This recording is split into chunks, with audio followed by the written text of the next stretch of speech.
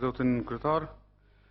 Në emër të grupit parlamentar të Partisë Demokratike të Kosovës, duke pas parasysh rëndësinë e institucionit të gjykatës kushtetuese, ne propozojmë që kjo pikë e rendit të ditës të qitet si pikë e 6 e rendit të ditës dhe pika 7 e rendit të ditës, votimi për avokatin e popullit, të shtyhet për nesër, duke pas parasysh se kjo seancë është ngarkuar shumë dhe nesër të bëhet votimi. Ju falenderit.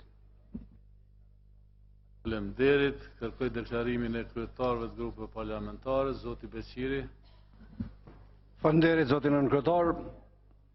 Po edhe ne konsiderojmë që është e arsyeshme që të bëhet kjo zhvendosje dhe kjo rireshtim nëse mund thuhet i rani ditës dhe ne jemi pro propozimit që u bë. Falenderit, në emër të AKS, zoti Konjusa, të vetëvendosjes falni, se u quto Nika Menova.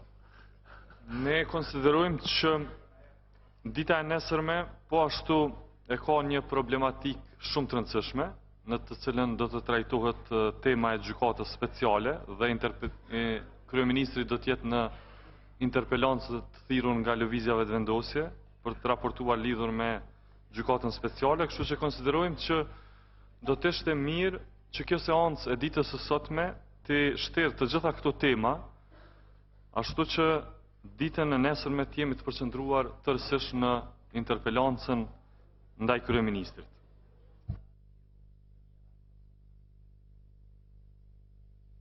Tar vetëvendosje zonja Kadaj Bujupi. Ake. Kryetar, je lodha, s'po di çka ka ndodhur.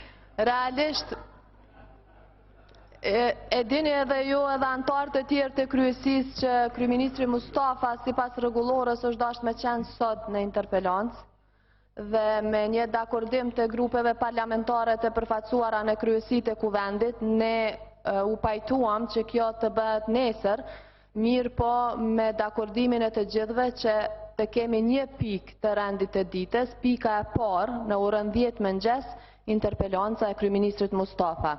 Tashti këto përpjekjet për me manovru edhe me sjell pikat e tjera para interpelancës janë edhe shkelje marrëveshjes së djeshme, edhe janë të papranueshme sepse kryeministri Mustafa, siç e thash, është dashur që sot të raportoj para kuvendit, po me kërkesë të vetë grupeve parlamentare që vinë nga opozita, jemi pajtuar që kjo të ndodh nesër. Prandaj Aleanca konsideron që nesër në orën 10 duhet të jetë kryeministri Mustafa në interpelancë, pastaj pika tjera mund të mbesin ndërkohë. Faleminderit, kështu është edhe kërkesa, nuk e ndryshojmë atë, marrëveshja nuk ndryshon. Për nesër marrëveshja nuk ndryshon me asnjë kusht. Nisma, zoti Hoti.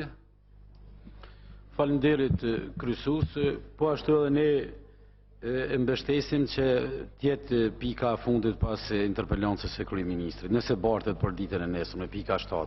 Ju falenderit. Në rregull, 6 plusi keni qëndrim jo. Zoti Zemaj je paraqit se di, apo se ke shtyp gabimisht atë. Në rregull. Po s'ka debat tash. Ani një fjalë. Ani. Shefa të grupës. Mirë. Faleminderit, vetëm një fjalë shkurt.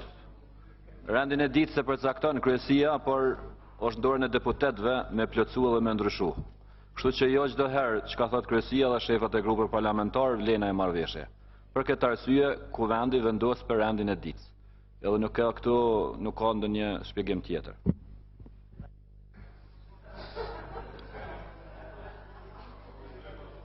Sa i përket marrëveshjes për nesër, është marrëveshje të gjitha grupeve parlamentare, dhe gjitha grupet parlamentare kanë pas shefat e tyne, dhe unë besoj që nuk do të ndryshoj sa i përket çështjes së interpelancës. Të tjerat pastaj, atëherë a jeni për propozimin mocion të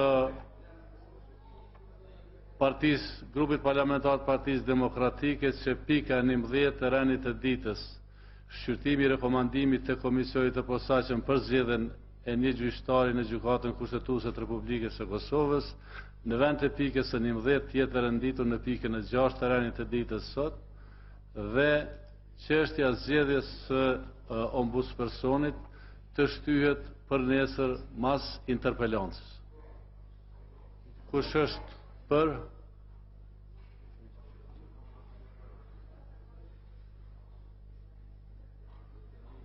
Shumica kundër?